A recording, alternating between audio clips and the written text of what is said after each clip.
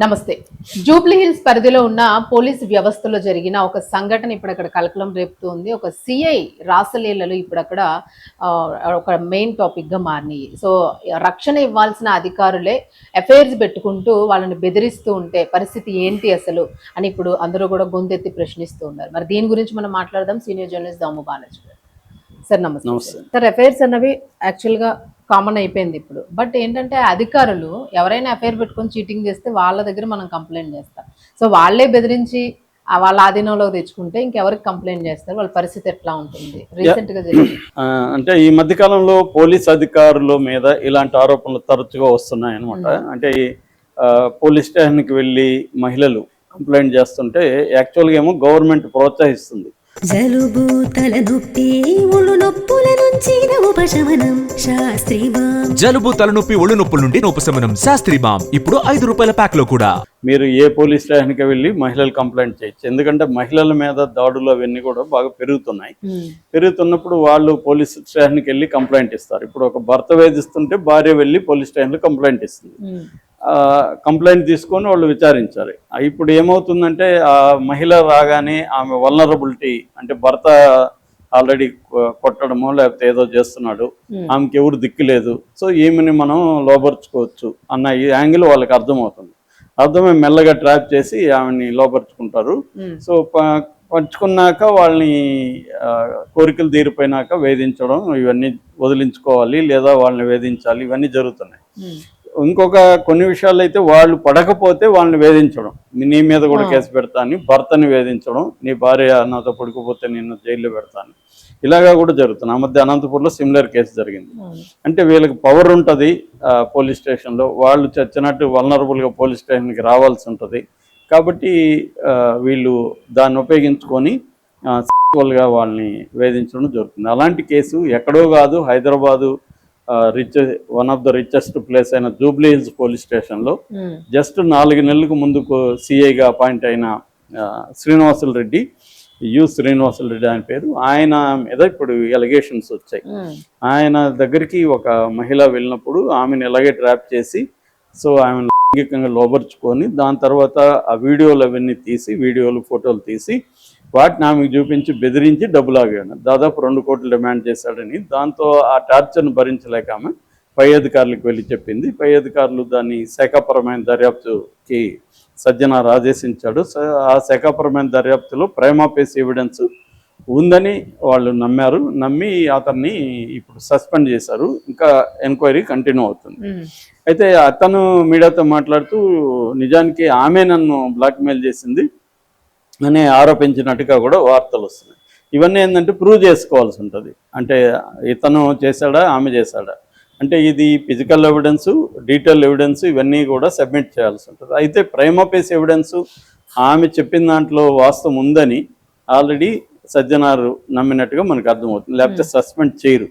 మామూలుగా ఇతని మీద ఎలాంటి సెక్షన్లు పెట్టాలంటే 354 ఇది ఐపీసీ నేను చెప్తున్నది, 376, 384, 503, 506 అంటే sexual assault, rape, sexual exploitation, criminal intimidation, extortion, blackmail, ఈ కైండ్ ఆఫ్ నేరాలు ఇతను చేసినట్టుగా లెక్క. ఇప్పుడు మామూలుగా ఈ నేరాలన్నీ కూడా, ఈ నేరాలే కాకుండా ఐపీసీనే కాకుండా ఐటీ యాక్ట్ కూడా వస్తుంది. ఎందుకంటే డీటెయిల్ బెదిరింపులు కాబట్టి ఐటీ యాక్ట్ కూడా వర్తిస్తుంది. సో ఈ మామూలుగా ఈ నేరాలు ఫర్ ఎగ్జాంపుల్ నేను చేశాను అనుకోండి, నాది కాగ్నిజబుల్ అంటారు. కాగ్నిజబుల్ అంటే అర్థం ఏంటంటే కోర్టు పర్మిషన్ లేకుండా, నోటీసులు ఇవ్వాల్సిన అవసరం లేకుండా నేను అరెస్ట్ చేయొచ్చు. అంటే 8 ఏళ్ళకు 7 ఏళ్ళకు పైబడి శిక్షలు పడే కేసుల్లో కోర్టు పర్మిషన్ అవసరం లేదు, నోటీసులు ఇవ్వాల్సిన అవసరం లేదు, డైరెక్ట్గా వచ్చి నన్ను తీసుకెళ్ళచ్చు. ఇది అటువంటి నేరాలు అనమాట. సో మామూలుగా అయితే మీరు ఎవరో ఒకరు చేస్తారనుకోండి, ఎత్తుకెళ్తారు, అరెస్ట్ చేస్తారు, కోర్టుకు పెడతారు. కానీ పోలీసుల విషయానికి వస్తే సస్పెండ్ అనేది యాక్చువల్గా డిపార్ట్మెంటల్ పనిష్మెంట్, అది లీగల్ పనిష్మెంట్ కాదు. మామూలుగా డిపార్ట్మెంట్ చాలామందికి డౌట్ ఏంటంటే పోలీసులకి ఏమైనా ప్రత్యేక చట్టం ఉందా అంటే, మామూలు వాళ్ళు చేస్తేమో ఇలాంటి దాంట్లో అరెస్ట్ చేస్తారు, పోలీసులను ఎందుకు అరెస్ట్ చేయరు? మహా అంటే సస్పెండ్ చేస్తారు, లేకపోతే వీఆర్లో పెడతారు, వేకన్సీ రిజర్వ్లో, లేదా ట్రాన్స్ఫర్లు చేస్తారు, ఇవి చేస్తారు తప్ప లీగల్ యాక్షన్ ఎందుకు తీసుకోరు? అదేమో డిపార్ట్మెంటల్ యాక్షన్. డిపార్ట్మెంటల్ యాక్షన్లో ఏదైనా తప్పు చేస్తే వాళ్ళు పనిష్మెంట్ ఇస్తారు, అది అన్ని చోట్ల ఇస్తారు. ఇప్పుడు టీచరు చేశాడనుకో సస్పెండ్ చేస్తారు టీచర్ని కూడా, అది డిపార్ట్మెంటల్ యాక్షన్. కానీ టీచరు ఇంకొక టీచర్నో లేకపోతే ఆ స్కూల్లో ఇంకొక మహిళనో వేధిస్తే సస్పెండ్ చేసి ఊరుకుంటారా? అతను తీసుకెళ్ళి అరెస్ట్ చేయరా? చేస్తారు. సో చాలామందికి ఉన్న డౌట్ ఏమంటే పోలీసులకి ఏమన్నా సపరేట్ షీల్డ్ అంటాం కదా, వాళ్ళకి సపరేట్ షీల్డ్ ఉందా అంటే చట్టం ఉందా అంటే ఏ రకమైన చట్టం లేదు. పోలీసులకు ఒకే ఒక షీల్డ్ ఏంటంటే 197 IPC.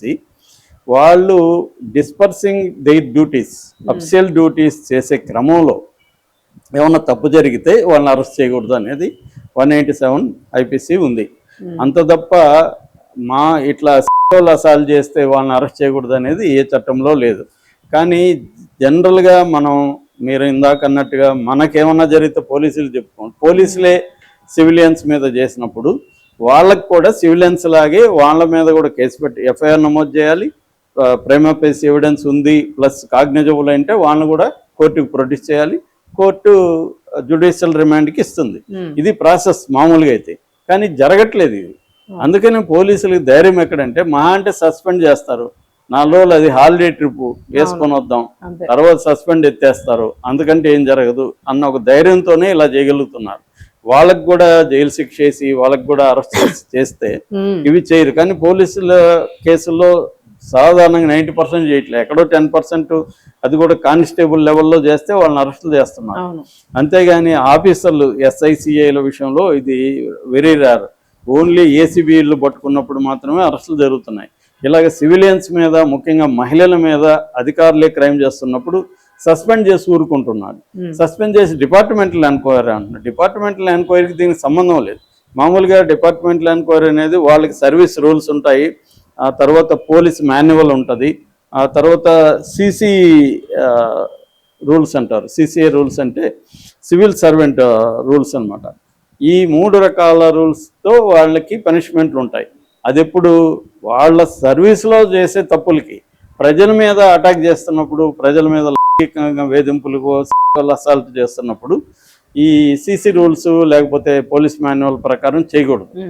లీగల్గా మనకి BNS ప్రకారం, IT యాక్ట్ ప్రకారం చేయాలి. కానీ పోలీసులు అధికారులు చేయట్లేదు. ఇప్పుడు ఇతన్ని కూడా మామూలుగా అయితే ఇతన్ని అరెస్ట్ చేయాలి, కోర్టుకు పెట్టాలి, కోర్టు జైలుకి ఇస్తుంది, ఇది ప్రాసెస్. తర్వాత అతను కోర్టులో ఒకవేళ తను తప్పు చేయకపోతే నిర్దోషిత్వాన్ని ప్రూవ్ చేసుకోవాలి. ప్రైమా ఫేసి ఎవిడెన్స్ ఉందా లేదా? ప్రైమా ఫేసి ఎవిడెన్స్ ఉందని చెప్తున్నారు. ఉన్నప్పుడు అతన్ని కోర్టుకు పెట్టకుండా సస్పెండ్ చేయడంలో మతలబ్ ఏంటి అంటే పోలీసులు above the law, above the common citizens అనే ఒక సిగ్నల్ పంపించడం ద్వారానే పోలీసులు క్రైమ్ ఎక్కువ చేస్తారు. ఎందుకంటే మనల్ని గవర్నమెంట్ కాపాడుతుంది, మన డిపార్ట్మెంట్ కాపాడుతుంది. మహా అంటే సస్పెండ్ చేస్తుంది, మహా అంటే VRలో పెడుతుంది, మహా అంటే ఇంకొక స్టేషన్కి పంపిస్తుంది. అంతకంటే ఏంది ఇదే చెప్తారు కూడా వాళ్ళు కొట్టేటప్పుడు కూడా, ఏమవుతుందిరా మహా అంటే ఒక 2 సస్పెండ్లు, ఒక సస్పెండ్, అంతకంటే ఏమవుతుంది అనేది వాళ్ళు జనంతో చెప్పే కొడతారు. సో అంటే వాళ్ళకి శిక్షలు వేయట్లేదు, ప్రాపర్గా వాళ్ళ చట్ట ప్రకారం లీగల్ యాక్షన్ తీసుకోవట్లేదు, ఓన్లీ డిపార్ట్మెంటల్ యాక్షన్ మాత్రమే తీసుకుంటున్నారు. అది పెద్ద పనిష్మెంట్ కాదు వాళ్ళకి. లీగల్గా ఎందుకు చేయట్లేదు అనేది ప్రశ్నించే వాళ్ళు ఎవరు లేరు. కోర్టులు ప్రశ్నించట్లేదు, సివిల్ సొసైటీ ప్రశ్నించదు. సో ఇంక బాధితురాలు ఇప్పుడు ఆమె ఏం చేస్తుంది అంతకంటే. సో నిజానికి ఆమె కోర్టుకు వెళ్ళాలి, అరే నేను కేసు పెడితే అతన్ని సస్పెండ్ చేయడం ఏంటి, అరెస్ట్ చేయాలి కదా, ఆమె వెళ్ళదు. సో ఇది జరుగుతుందండి. సో ఇది ఒకవేళ దీంట్లో జరుగుతుందా లేదు చూడాలి. సజ్జనారనే కాదు, ఎవరున్నా ఇంతే జరుగుతుంది. దేశం అంతా ఇలాగే ఉంటుంది. పోలీసుల్ని కాపాడే వ్యవహారం ఉన్నంత వరకు ఈ పోలీసులు చేసే క్రైమ్, సివిలియన్స్ మీద పోలీసులు చేసే క్రైమ్ ఆగదు. ఒక వీడియో పంపించాను చూడు. అలాగా? ఏఐలో చేశాను, నువ్వు తాత ఉన్నట్టు. కాలం మారుతుంది, టెక్నాలజీ మారుతుంది, కానీ ప్రేమ, ఆప్యాయత, శాస్త్రీ బామ్ ఎన్నటికీ మారవు. జలుబు, తలనొప్పి, నడుము నొప్పి, మోకాళ్ళ నొప్పుల లాంటి లక్షణాల నుండి ఉపశమనానికి Shastri balm. Trusted by millions since 1992.